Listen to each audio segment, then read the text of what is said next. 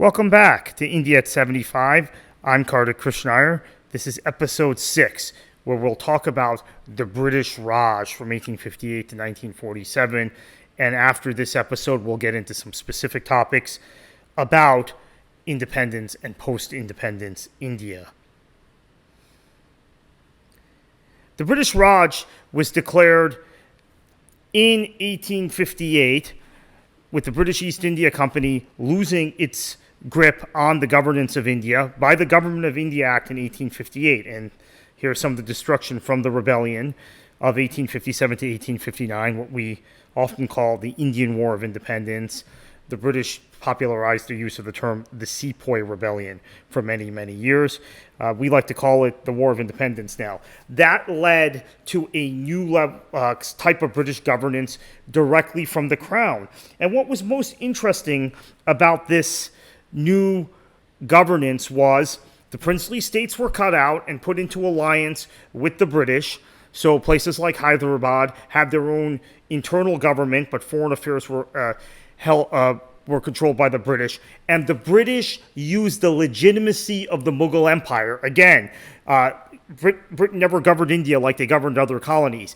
They're once again looking back at the legitimacy of the Mughal state, which was the most economically vibrant state in the world in the 1600s, and they make Queen Victoria the Empress of India, effectively sitting on the Mughal throne.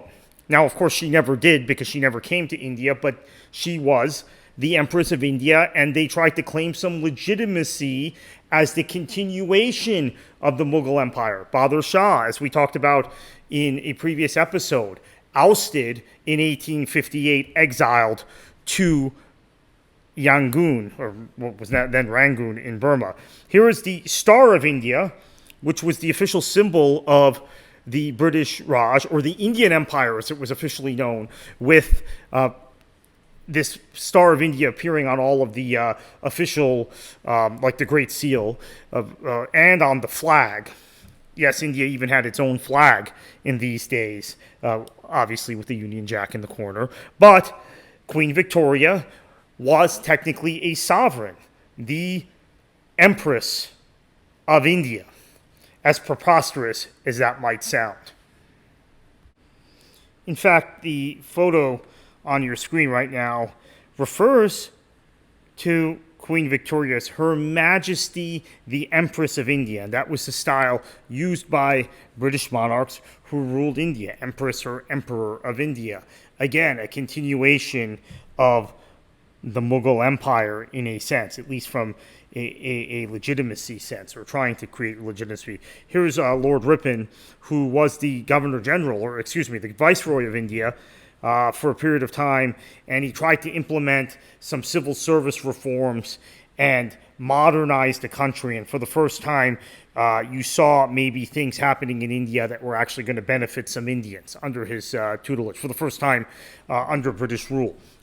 Now, Lord Curzon, we've talked about in a previous video, and he went even deeper into the civil service reform. But as we talked about, he also was responsible for the very damaging partition of Bengal along sectarian lines that led to a massive backlash in terms of how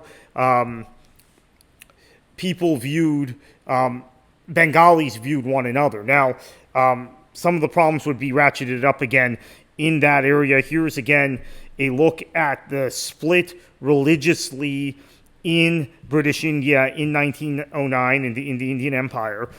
The yellow portion is Buddhist majority and is Burma, and gets broken off in 1937, as does the Aden Straits settlements, which is not on this map, but that's now in modern-day Yemen.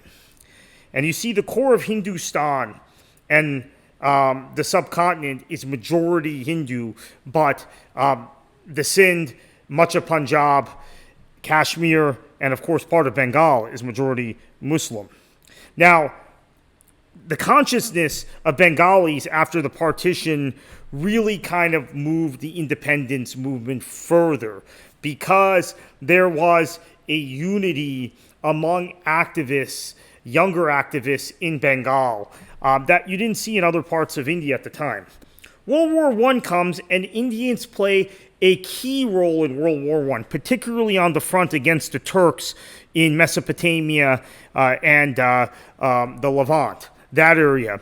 You see Indian troops fighting in droves, dying for the British Empire, not for anything that affects India directly. And in fact, for some Muslim troops, this was difficult because the Turkish Sultan was the Caliph at the time. And you had Indian Muslims fighting against the Caliphate and fighting for the British Empire. You had some Indians awarded the Victoria Cross, but all too many Indians that fought valiantly in World War I were not properly honored or respected by the British. There was a lot of racism in the ranks, and there was a lot of racism in how they were recognized. And there's a lot of revisionism now about that in Britain and post-mortems in terms of recognizing the contributions of Indian soldiers. Gandhi comes back to India in this period, coincides with World War I, comes back to a hero's welcome. He's going to lead Congress, and he is going to lead the independence movement spiritually. The political leadership was never Gandhi. He was never very practical politically. It's something we can talk more about in future episodes. And of course, there are protests that unite Muslims and Hindus against British rule.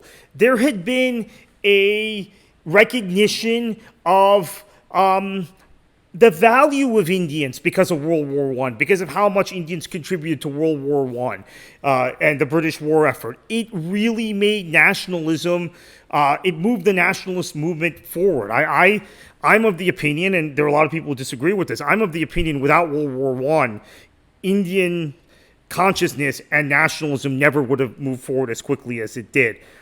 Here's the site of the Amritsar massacre, 1919. Right after the end of World War I, a lot of returning troops coming home, wanting rights, wanting some recognition for their efforts. Actually, this isn't that different than the civil rights movement in the United States. I think World War II was a great trigger on the civil rights movement and even some of the lawsuits the NAACP files. So after the Government of India Act of 1931, you have a parliament in India, but still with not that much power. But pro-independence parties, the INC, the Indian National Congress, and the Congress National Party effectively sweep in 1934. And at this point, it looks like India will probably be given dominion status at some point, which white majority colonies like South Africa, Canada, Australia, and New Zealand had already been given. But then World War II comes around, and non-cooperation becomes a thing, unlike in World War I. In World War I, Indians signed up in droves to serve the British war effort. It sort of happened in World War II, but the Indian political leadership was not interested, particularly given war had been declared unilaterally on behalf of India by the British Viceroy. Because India, as this poster of United Nations founding nations shows you, was being represented as an independent country by the British. Look, there are no other British colonies on that list, but India is represented as an independent country. They had had a seat in the League of Nations. They had had a seat in the United Nations in 1945 when it was founded, even though India didn't become independent until 1947. They are considered an ally, yet they did not have self-determination. 1945 elections we talked about in a previous video.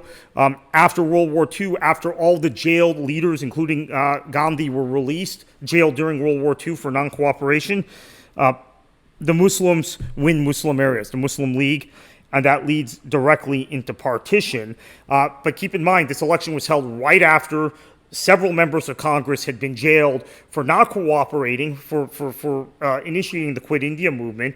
And in fact, you had Muslim League leaders cooperate with the British during the war. So that's a really important thing to consider.